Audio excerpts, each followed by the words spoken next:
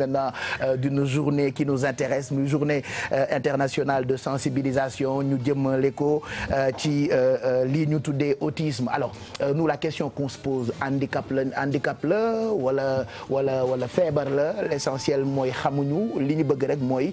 peut-être sensibiliser nit ñi ci loolee nga xam ne ni bëri na ay xale yu muy dal fii ci Sénégal. Pape Cheikh yamu Sénégal foog naa ni àdduna bi yëpp la et puis ñu ci bëri dañ ko jàppee handicap parce que xale bi bu ñuy seetlu avant 3 ans moom dañuy gis ni parfois du nangoo communiquer ak nit yi c'est-à-dire mun na toog lu yàgg du wax am na xale yi ci xam ne dañuy toog ba 6 ans du ñu wax ñoo xamante ne dañuy am ay troubles de comportement c'est-à-dire seen interactivité ak société bi du doon li nga xamante ne moom la ñu tuddee lu normal entre guillemets parce que dinañ bëgg xale di foo di dem ci nit yi di dugganteek ñoom di génnanteek ñoom te xale yi nga xam ne dañuy am autisme ñoom dañuy nekk nit yoo xam ne c'est des personnes réservées donc souvent li ñu leen di xoolee mooy ay handicapés de ce fait 2 avril moom moo nekkoon journée bi nga xamante ne moom lañ doon jagleel ñi nga xam ne ñoo am autiste association yu bëri ci àdduna bi année bi communication de masse la ñu def pour ñu gën a comprendre lan mooy autisme gën ko mën prendre en charge waa Sénégal desuñu ginnaaw parce que am na benn association boo xamante ne mi ngi tudd Kër Xale yi collectif de parents la yoo xamante ne parents yu am ay doom yu am autiste seen présidente di Khadijatou Thiam moom li mu bëgg mooy que gouvernement bi prendre en charge xale yooyu parce que li ñuy wax mooy ce n'est pas un handicap du handicap mais beneen forme d'intelligence la boo xamante ne bokkul ak suñu bos te ñun dañu tàmm loo xamante ne da ngay dugg ci moule bi c'est-à-dire boo melul ni ñëpp rek dañ lay teg de côté commencer di le juger que ce soit physiquement wala si sa intelligence boo melul ni ñëpp dañuy commencer ne ko waaw kii dafa am handicap wala am na lu ko dal alors que beneen forme d'intelligence la de ce fait professionnels yi li ñuy demander mooy bañ mettre xale yooyu à l'écart bañ leen jël di leen dugal ci ay institutions yoo xam ne voilà ñoom kese ñoom ñoo fay nekk mais dugal leen ci école yi nga xamante ne yeneen xale yi ñoom ñoo fa nekk pour ñu mën a évoluer normalement ndax ku ci nekk ci xale yooyu am na loo xamante ne maîtriser nga ko te buñ dee xool àdduna bi près de 80% de xale yi am autiste duñ leen dugal école parents yi dañ naan non jaru ko peut-être damay yàq sama xaalis wala xale bi peut-être du comprendre su demee mais dañ ko war a dugal école bàyyi ko mu évoluer à son rythme xale yooyu ku ci nekk ak sa rythme ba pare ñoom parfois problème mu exprimer li ñu maîtriser la ñuy am mais souvent am na yoo xam ne buñ ñu ko jàngalandoo week ak koo xamante ne dafa am autisme moom moo ñu koy gën a comprendre sax mais après exprimer waat pour transmettre message yi mooy nekk problème am donc loolu moo waral dañ leen war a bàyyi ñu évoluer comme ni ñu ko mënee te scientifique yi dem nañ ba découvrir que bu ñu xoolee côté intelligence artificielle autistes yi ñoom ñoo koy gën a comprendre donc Silicon Valley nga xamante ne ay Microsoft fa la nekk industrie yu mag yëpp nga xamante ni ci côté technologie la ñuy évoluer ñoom dañuy jël ay autistes exprès pour seen domaine d'intelligence ñu gën ko mën a développer c'est-à-dire que ku ci nekk dañuy xool ban domaine nga mënee ñu jël la yóbbu la foofu nga def sa liggéey comme il se doit. Et puis tendance bi léegi nii ci ay bërëbu liggéeyukaay yu bëri dañuy recruter ay autistes ci restaurant ci voilà pour xool ñoom lu ñu mën a def rek ñu jël leen ñuy liggéey foofu et c'est magnifique c'est des exemples yu ñu mën a jël fii Sénégal xaw ma ndax ñu ngi ko fii def ou pas. si Sénégal am na benn fast food. Eh bien écoute waxal tur restaurant bi. yum dañ koy def. si on avait montré ça. yum kay na jàll yum seen adresse ak seen numéro de téléphone. lu ñu def commande pizza. yum liberté c'est innovant. égalité fraternité dans la télé dañ koy gis lu bari ci entreprise yi mais nga gis na yenn entreprise yi nga xam ne dañuy dugal ay autistes. C'est bien qu'il le fasse au Sénégal ça j'étais pas au courant. gis naa ko fii gis naa j'ai vu des reportages yi nga xam ne. tu l'as vu ailleurs fan budul yum ak ñaan. non amul beneen gi yum laa gis boo xam ne Sénégal yum la ko gis. Sénégal yum laa ko gis. yum ba pare am na bi ma doon wax benn image bu ñu teg à côté. te bu ma jee woowee léegi ma ne ko xale yi ñoo sookee waxtaan damaa àggali rek. damaa àggali waaw bu la kenn dugal. te Pape Cheikh bi ñuy wax am na benn image bu ñu teg à côté benn acteur français la boo xamante ne moom autiste la ba 6 ans waxul. parents wam yi refusé ne duñ ko dugal institution dugal ko école normale et actuellement nee na nit yi mu doon gis ak ni mu doon amee interaction ak yeneen nit yi moo ko dimbali tey ba mu choisir métier d'acteur il joue dans des films te pourtant buñ ko jëloon teg ko à côté ne voilà autiste la munul liggéey munul def dara nee na peut-être tey fi mu nekk du fa nekk donc li muy demander mooy ñu intégrer leen ci société bi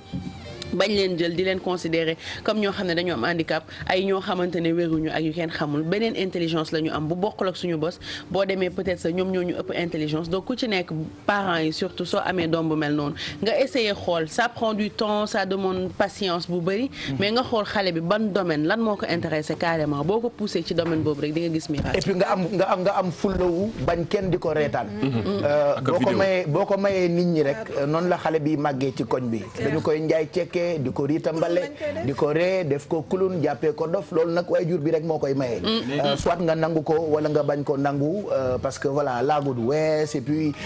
am na benn proverbe buy wax ni ku jàllagul xaw ma géej ca ñaar donc doom yi ngeen jur ak handicap bu ñu mënti am leen ci seen fulaay bopp bu leen nit ñi dee bëggee ñàkkal fayda ngeen am seen fula wu gérer leen rôle parent ça je pense que loolu la protection ak affection tey jii nii technologie bi développé na wala àgg na foo xam ne bokk yow sa doom la dara nga mën a def mooy protéger ko ci fànn yëpp da ngay gis koo xam ne dafa xaw a am benn handicap mental nga gis tout le temps da nga leen di gis ci Facebook bi tout le temps te ñoom seen vidéo ñooy ñëw xam nga ñu jël leen def leen ñu leen di reetaan vidéo ñu ko jël di ko partager muy dem fu ne te xamoo xale boobu ëllëg lan la mën a nekk c'est pas parce que autiste la ni bon il est appelé à être n'importe quoi excusez-moi du terme donc xam nga am na yoo xam ne daal je pense que ni parents ci boppam ñoo wax a yeddaa seen bopp doom dañ koy protéger par yenn boo koy gis ci Facebook bi sa xol bi day jeex. man je dis que ça me fait pas rire en fait genre vidéo yooyu ku ma ko envoyé damay ne je trouve pas que c'est drôle bu ma ko envoyé parce que le problème il est réglé. dafa am lu ñuy wax droit d'exploitation d'image. nit ku ci nekk ci image yaa ko moom. bu ñu exploité ci image ci nu mu la neexulee nga dem ci yoon c'est simple. c'est-à-dire que coow li waaw mais am na mbokk bu amee mbokk na mbokk bi xam ne. kii li ñuy def ci moom am na droit dem booy porter plainte rek. ñu en général ñoom sax ñooy filmer seen doom yi ce qui est dommage. c'est ça war a protéger ñoom ñoo la koy def ci boppam. ah boobaa xam nga ñun tamit pour ñu kaas ko dafay miti. ñu kaas ko dafay miti. la responsabilité est partagée. ñi nga xam ne ñoom ñoo jur xale bi. ñoom ñoo ko war a encadrer. buñ ko manqué ñu xam ne doomu aadama la. bakkan la yor. ñu fonk ko. beneen bi ñi nga xamante ni itam daf leen di fekk si biti parce que tamit nit mënul toog rek si benn ruq mel ni ku nekk si kaso ñu jéggal ma wala quelque chose comme ça foog mu génn dem si nit ñi. ñooñu aussi nañu am matu jàpp ne kii doomu aadama la comme ñoom. te buñ ko juróon mooy li Pape Cheikh wax léegi mu la Adja Xaar Mbay wax xale yi ku leen juróon yërëm leen. waaw ne ku leen juróon yërëm leen. dafa am loo xamante ne nii boo ko defee ni sa doom. wala ni sarak wala ni nangam doo ko def parce que man mënuma gëm ne doomu aadama di nga yàlla dina la nattu nga am doom bu mel noonu si waxin nga jël ko di ko filmer di ko dugal si réseaux sociaux yi donc responsable dañ ko partagé nañu xam ne ay doomu aadama lañ ñu jox leen cër te laago du wees de dafa sama benn xarit di wax waxe mu ne man nous sommes tous des handicapés en sursis ñun ñëpp ñu ngi nii di dox mais ëllëg si biir lu ne mën nañu dem voilà yow la ma sa laago ku ci nekk am na foofu laago handicap moom mooy leen loo xamante ne mënu loo ko def sa bët dafa ëppante sax non dama myope. mooy sa handicap dama myope non mais loolu leneen la. xanaa xamoo ku tëx ngeen toogal nii. dëgg la handicap. moom nopp bi def moom. dégguma dara moo tax bu télé émission yi jaaree nii ma jaar na leen dama jékki-jékki rek bàyyi dem beneen télé yooyu yëpp handicap la. La preuve mooy bii passé tonton Garmi ba ne la preuve mooy bii passé ba Afia di ko remercier mu naan ko moo la jur. kuy Afia.